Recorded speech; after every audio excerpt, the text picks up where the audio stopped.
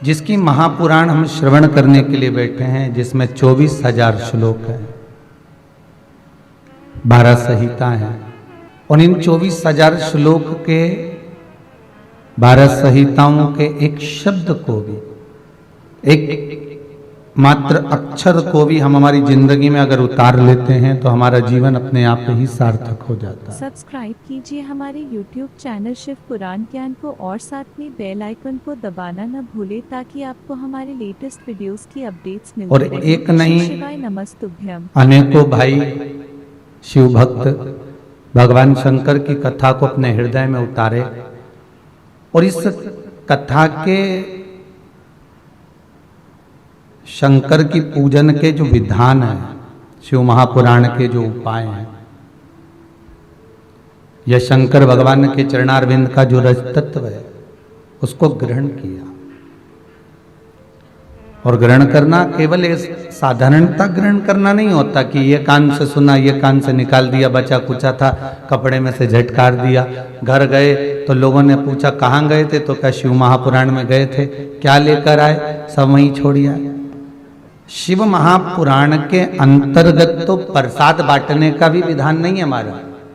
जैसे भागवत में प्रसाद की महत्वता नहीं है, केवल तुलसी दल वितरित किया जाए।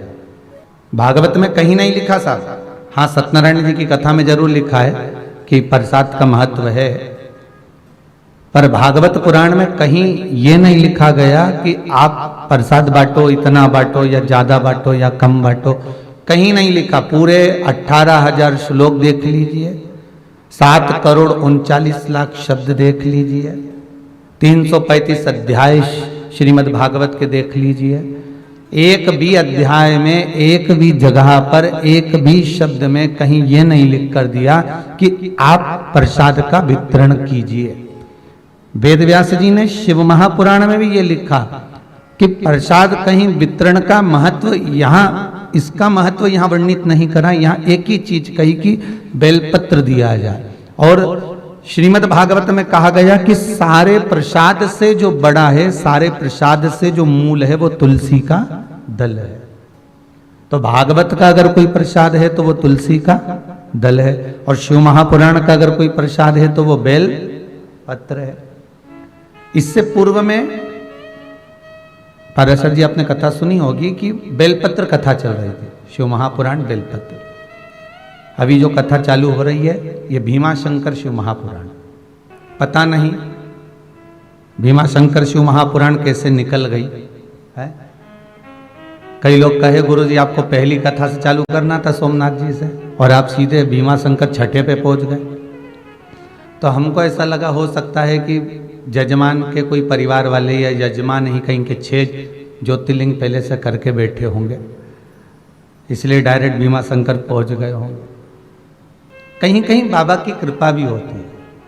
बेलपत्र शिव महापुराण में कहा गया कि अगर कोई के प्राण छूट जाते हैं, मान लो किसी के प्राण अगर चले भी गए, तो शिव महापुराण की कथा कहती है, स्वयं स्कंद पुराण कहती है, स्वयं अग्नि पुराण कहती है, लिंग पुराण कहती है, नर्मदा पुराण कहती है कि अगर मान लो किसी के प्राण छूट भी गए, प्राण चले भी गए, तो वो जो जीवात्मा को लेकर जा रहे हैं राम नाम सत्य कहते हुए, और किसी वो जीवात्मा ने जिंदगी में कोई पुण्य करा ही नहीं, कोई सत्कर्म करा ही नहीं मान लो, पर उसने उस जीवात्मा को ले जाते अगर मान लो कहीं बेलपत्री का पेड़ मिल गया और उस बेलपत्री के पेड़ की छांव उस जीवात्मा पर पड़ जाती है, तो शिव महापुराण की कथा कहती है कि पापी से पापी जीव भी कैलाश अधिपति के धाम में पहुंच जाता।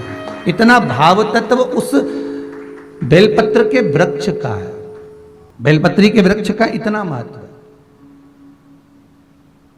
उसकी महत्वता इतनी वर्णन करी गई।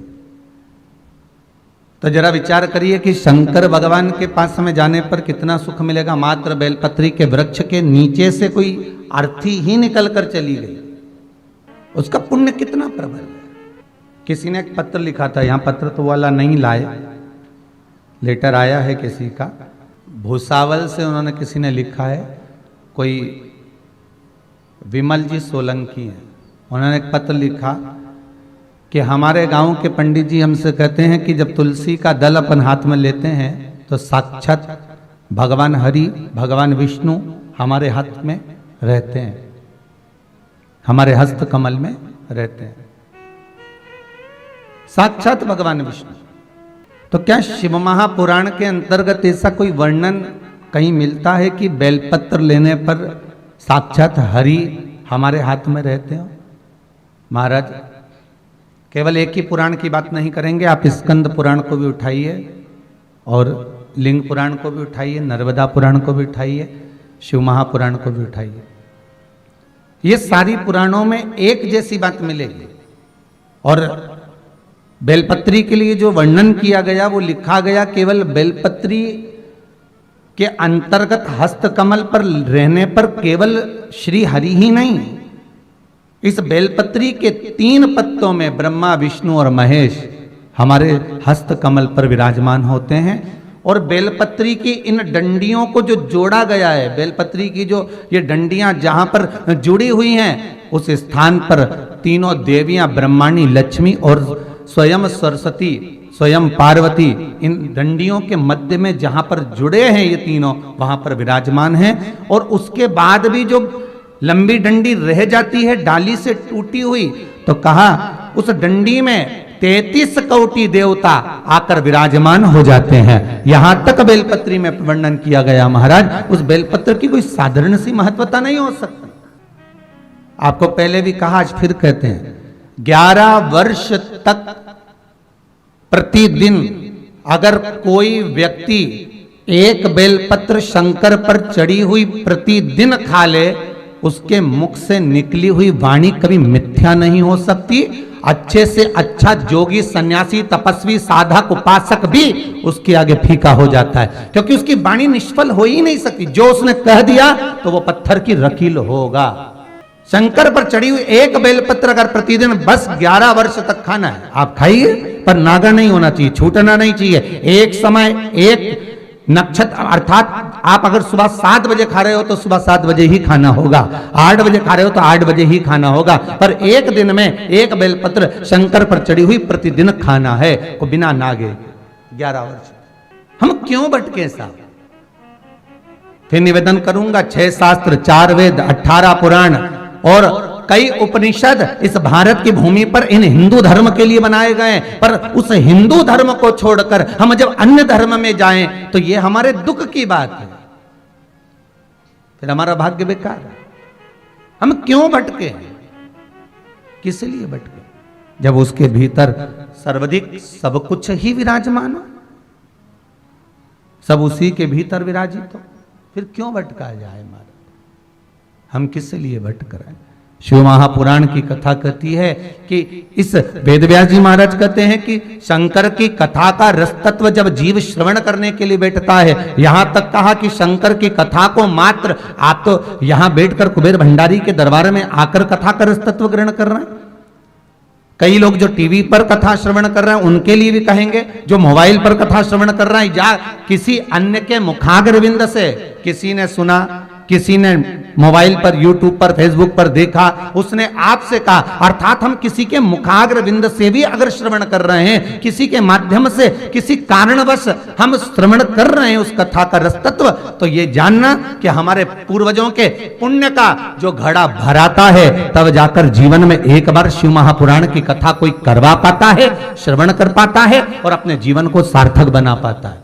पाराशर जी, आपके पूर्वजों के पुण्य ही आनंद है, जो आप दोनों भगवान भोलेनाथ की कृपा से स्वयं विराजमान होकर कहीं पूर्वजों के पुण्य की गुल्लक भराई होगी, तब जाकर आपके हाथ से ये सत्कर्म हो रहा है। ये बाबा की कृपा समझना, ये विश्वनाथ की करुणा समझिए, ये शंभू की दया समझिए।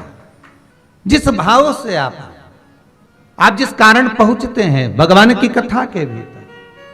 कई लोग कहते हैं महाराज जी अब तो जरा ये कोरोना महामारी समाप्त तो हो गई है, अब हमको सबको आने की परमिशन दो। आप 50 लोगों को परमिशन देते हो, बाकी के सब रह जाते हैं।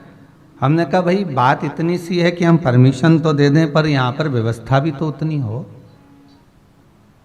महाराज बुलाने को सबको आमंत्रित कर दें, सब आ जाओ, पर उतनी व्यवस्था रुकने की, रहने की, आधिकाधिक व्यवस्था भी तो हो। महाराज जब शादी रहती है ना किसी के घर में, और वैसे कोई जाए और शादी में जाए, दोनों में अंतर है हो।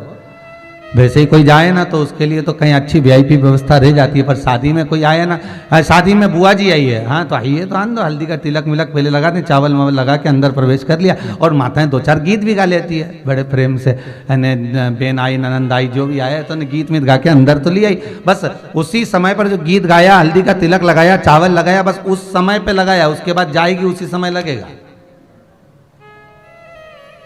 अब उसके बीच में बुआ जी को चाय मिली कि नहीं मिली, रोटी खाई कि नहीं खाई, किसी को मतलब नहीं, सब अपने अपने में लगे, क्योंकि तैयार हो कि बुआ जी के देखे। अगर आपको यह वीडियो पसंद आया है तो कृपया वीडियो को लाइक करें, कमेंट करें और हमारी चैनल को सब्सक्राइब करें। श्री शिवाय नमस्तुभ्यम।